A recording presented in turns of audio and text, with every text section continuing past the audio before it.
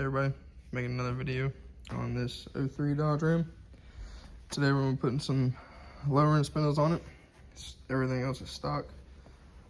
Ordered some, I think these came from eBay. Just some, can't remember the exact drop. I'll put it in the video, but I can't remember. It's been so long since I ordered these. I can't remember the exact drop on what they are, but they are lowering spindles. So we're putting those on today. This truck is already axle flipped. The axle flip is relatively easy, self-explanatory. You can see over there. You have to order the kit. It's just that little piece right there. Really, all you need in that plate to pretty much flip the axle. To that dropped the truck pretty good. I can't remember if this one has lowering. No, this one does not have lowering shackles on it either. I might put those on. I have a set over there. I might put those on. Definitely, the truck used to sit way taller than this, so that definitely helped it a lot. I'll show a picture of what it used to look like and what it looks like now. This truck's going to be getting painted. Probably a blue version of this truck. What we're going for. Yeah, I'm about to jack it up, take that wheel off, show y'all what it looks like, and so I can get a quick little video on swapping these spindles over. Hopefully it ain't too hard. Hopefully the wheel bearing and everything comes out like that, relatively easy. But yeah, let me get it jacked up and I'll show y'all some more.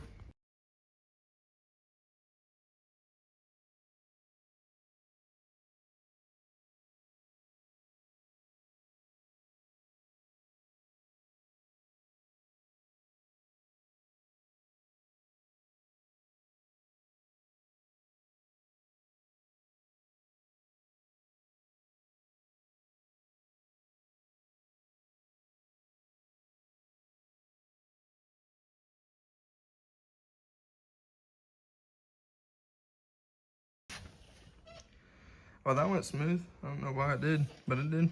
It took me about 15 minutes to get this out. Probably about a year ago, my dad was driving this truck, and I think it was either the lower or the upper ball joint. One of the ball joints gave out and the wheel fell off. Well, it didn't fall off, but it chowed. So I did this job about a year ago, just with stock stuff. I started pulling the brake caliper off. Then I get the tie rod off. A lot of hammering. Pretty much everything you pull off, you have to hammer, except for the brake caliper. And the sway bar end link.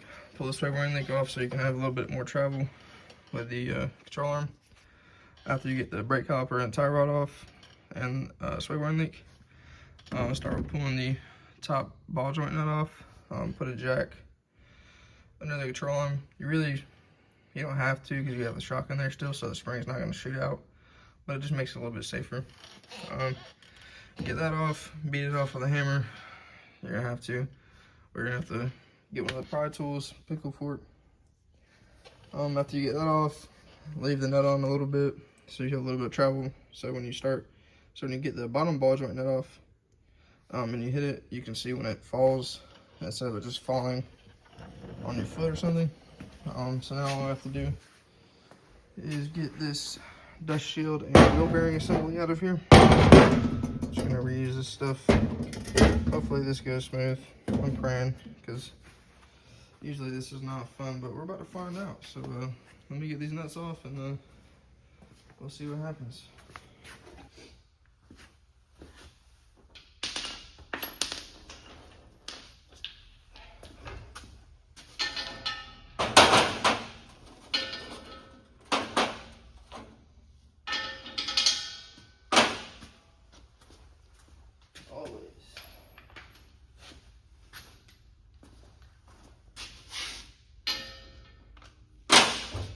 Little 3/8 snap on this thing's pretty strong.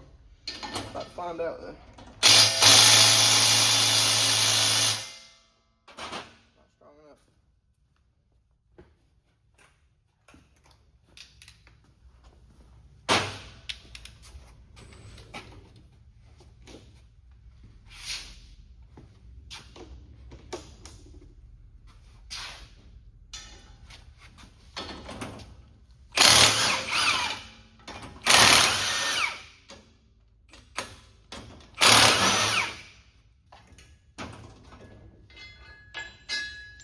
Impact Milwaukee. Pretty strong. Holy shit. It's my lucky day around here, I guess. I don't know why that was so smooth, but I go on like this.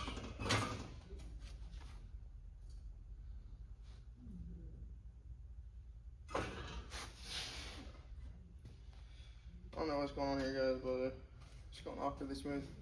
This just means the other side is going to be an absolute pain. That's all this means. Holy fuck. This one is way heavier.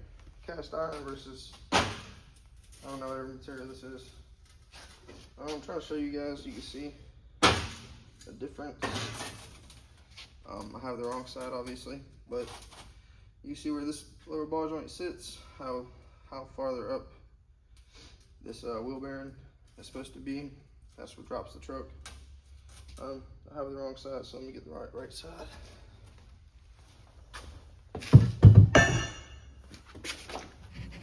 These things are way heavier.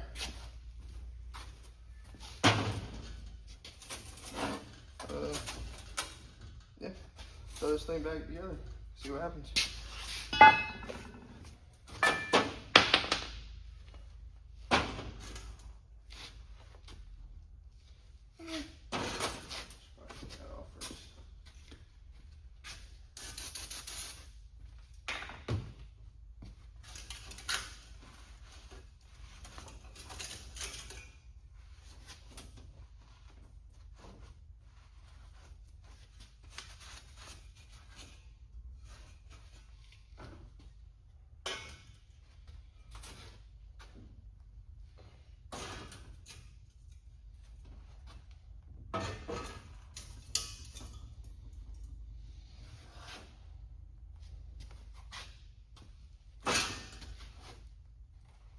Hold on now. Something ain't right. Brake caliper goes right there.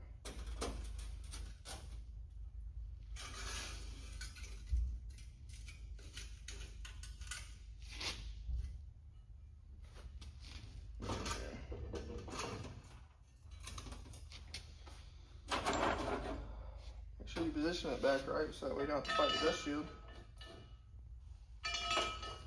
Probably put a little bit of anti-seize on these bolts, but probably alright. Make sure you tilt these back down to spec.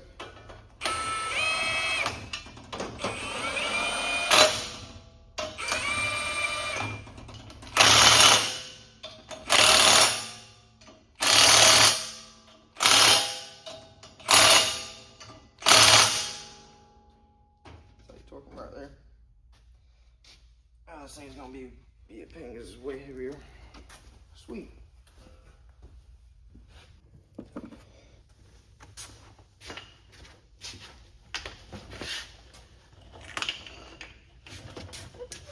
It's about to be a pain. That shouldn't be too bad.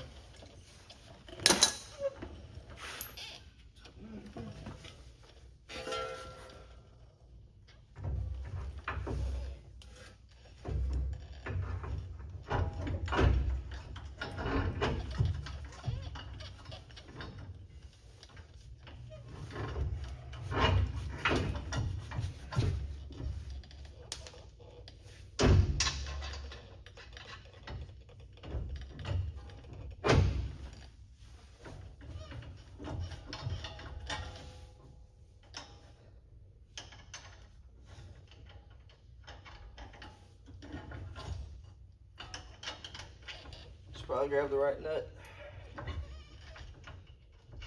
That's what she said, but yeah.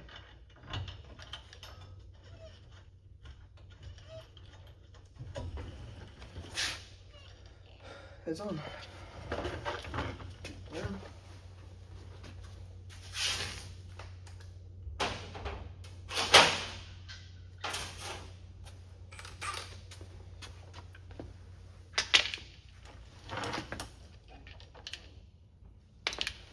My 24 at, bro. I swear, all my sockets just go missing every time I need them.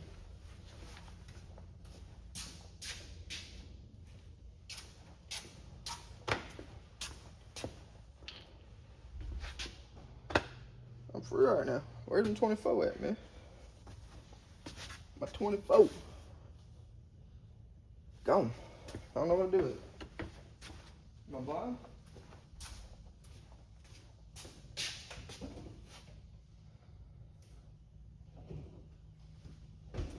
Usually, when you can't find your sockets, the only thing to fix that is nice cold Dr. Pepper.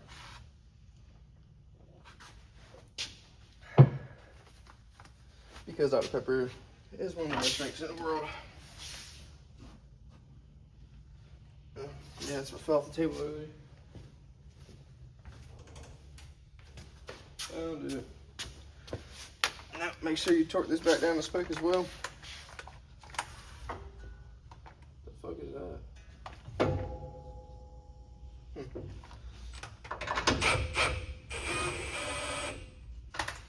Oh, this just became amazing. I love when this happens.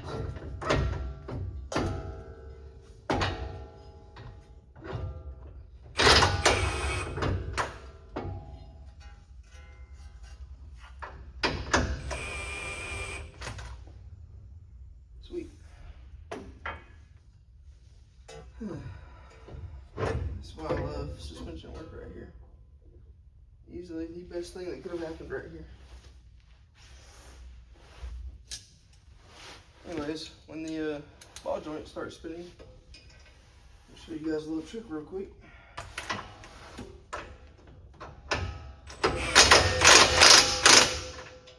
Don't impact your socket into the, don't impact your pair of pliers.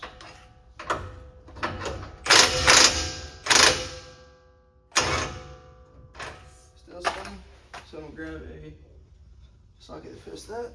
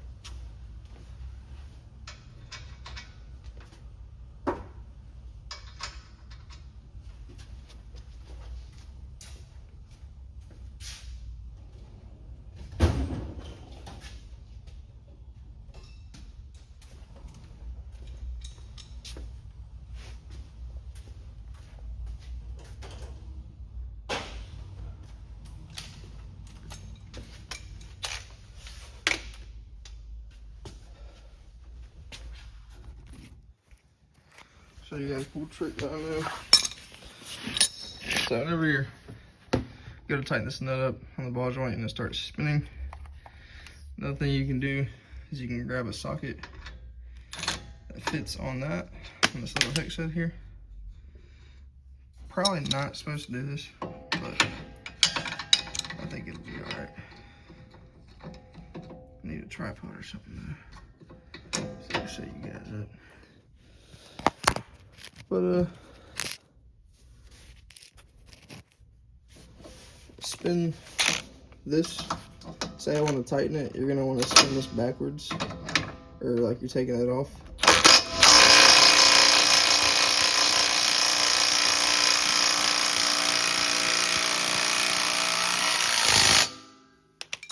Tightens it up to the point where you can torque it back down. That's good to go. Hopefully the top doesn't do the same thing, but we'll find out. I'm trying to figure out what this is for, because the other one does not have that. But I'm sure we'll find out here soon. Hopefully the alignment isn't off too bad. We'll find out. So it's back here.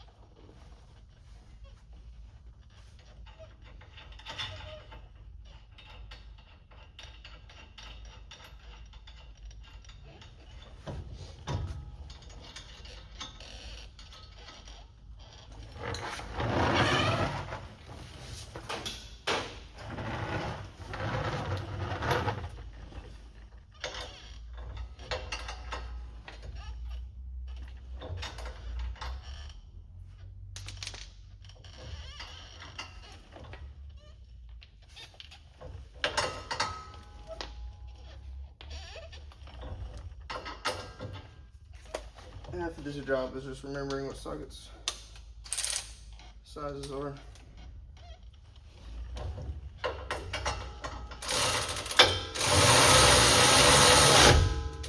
So that one tightened up good. No issues there.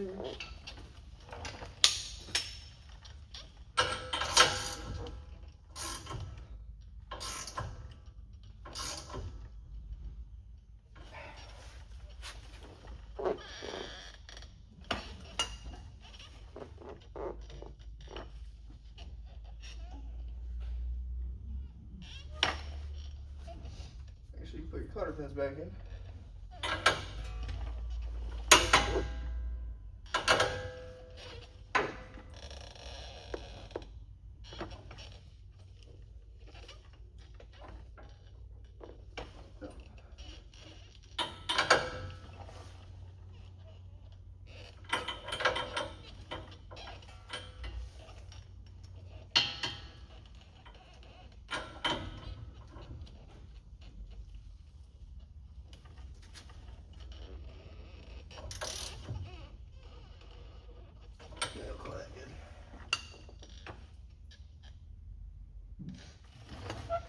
I'm not too sure if that's right, but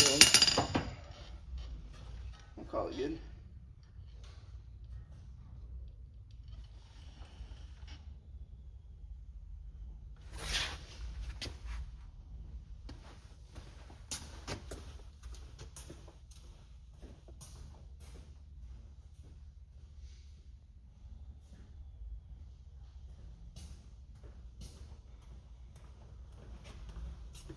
Thought somebody had pulled up on me.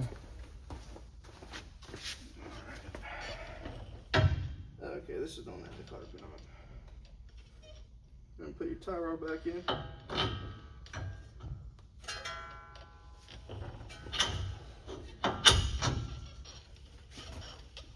Probably that one.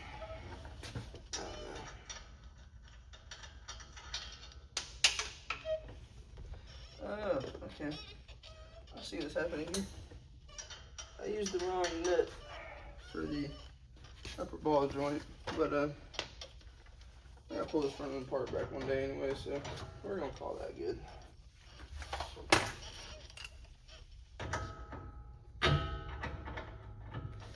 It doesn't bug me too bad.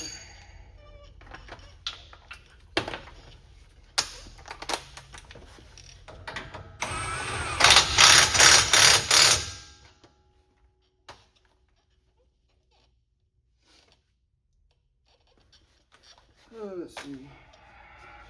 Let me get your sway bar bushing over. This one's shot completely, but I'm gonna act like I didn't see that and just put it back on. Turn that here.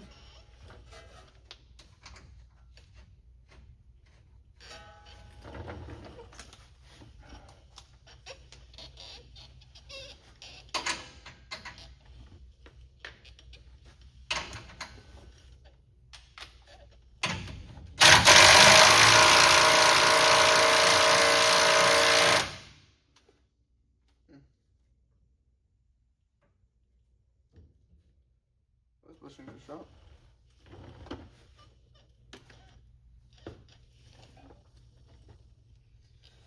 Wait, this is gonna be a bitch. Yeah, I should probably put the rudder back on now.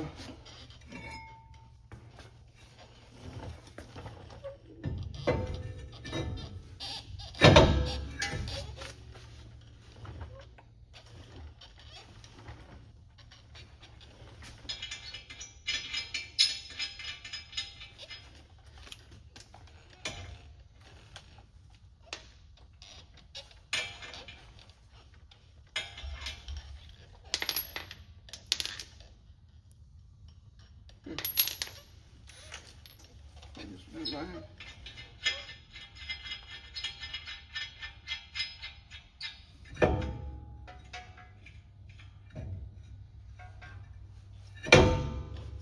That didn't really work.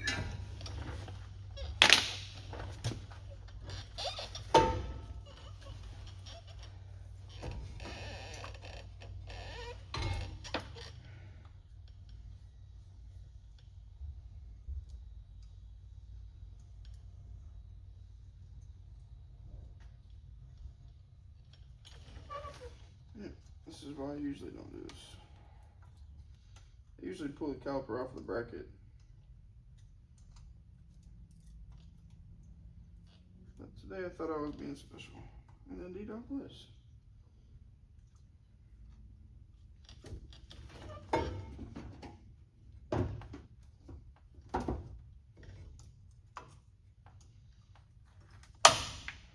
There it goes.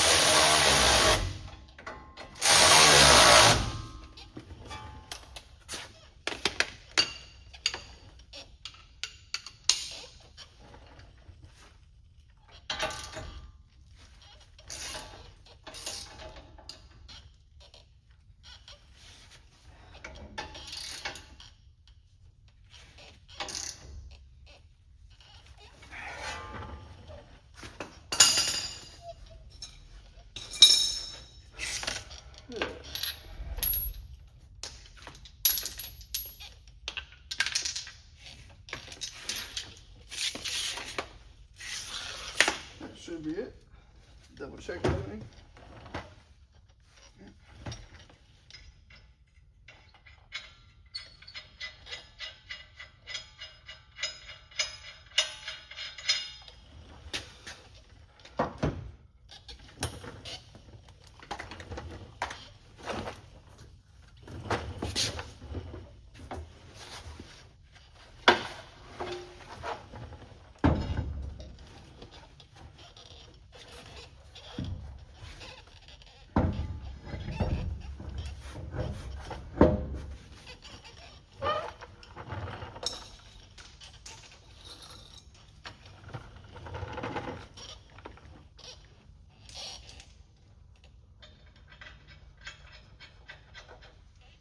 After I get this on the ground, I'll shake it a little bit, measure it, see how far it got dropped. I'll figure out which ones I ordered, see what the drop is supposed to be, and then measure what we actually dropped. Because I still have the other side to do, so figure that out.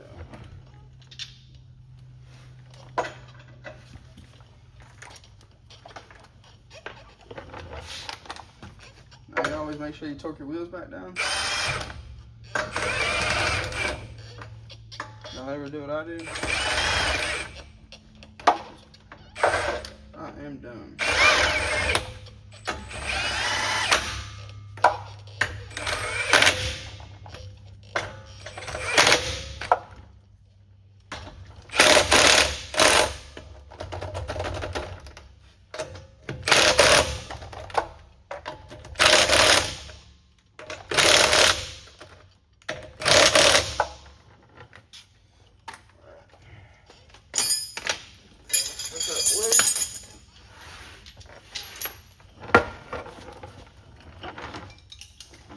I'm lazy, so you're always going to see me on the line.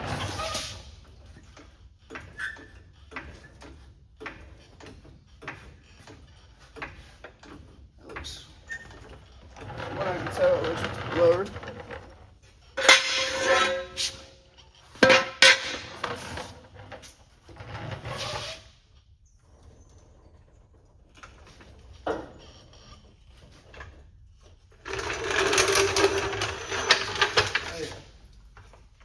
She's lower.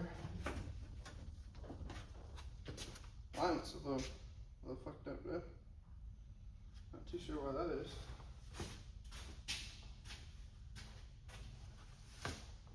Let me go find a measuring tape and I'll compare it to the other side.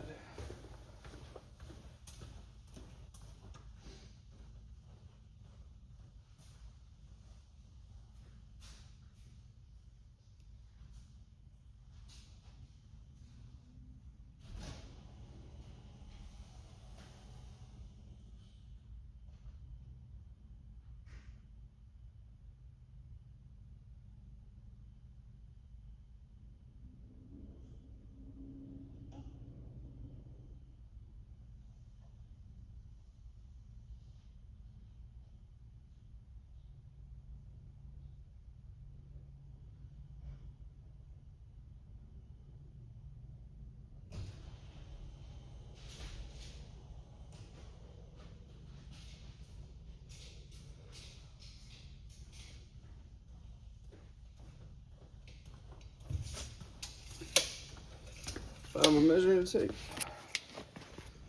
Let's see what this side over here is measuring at. Completely stock.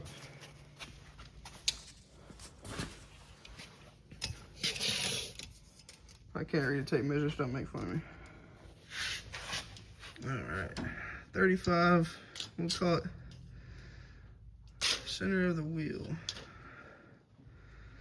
35 1/4 inch to the very bottom of the inner fender liner. See ya. This looks like 35 1/4, 35 1/2, somewhere in there. And this side is 34 inches to the bottom of where we measure it over there. So about 1.5 inch drop. Kind of underwhelming. Kind of thought it was going to be a little more than that, but you can see it's leaning a little bit, so it might get lower when the other side's lower. Looks pretty good though. Could definitely use some lowering springs in the front. I'll make it a little bit lower, but for right now this will do. Oh yeah, you can see the fitment difference. How big of a gap it is over here. Yeah, a little bit lower. Yeah, let me get this other side on, back the truck out and show y'all what it looks like.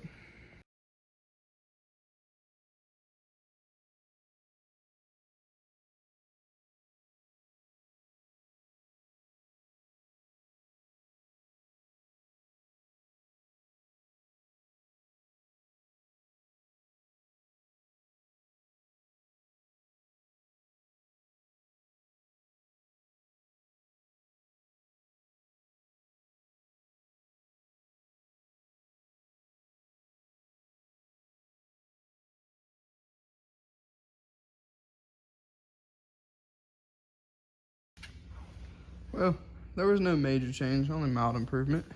It was definitely squatting pretty hard before. Now it's more level. Definitely gonna be putting some lowering springs in the front here soon. After I get the rear lowering shackles on it, should drop the rear end about another 3 inches or so. It shouldn't look too bad though. Definitely needs a paint job. Altogether, this job should only take about 1.5 hours if you know what you're doing and you have all the right tools. Definitely wasn't too bad. As long as your front end isn't completely seized together. This is what before.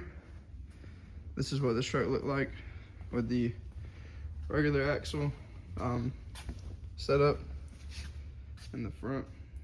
You can see all this wheel gap here. That truck over there is definitely lower, way lower.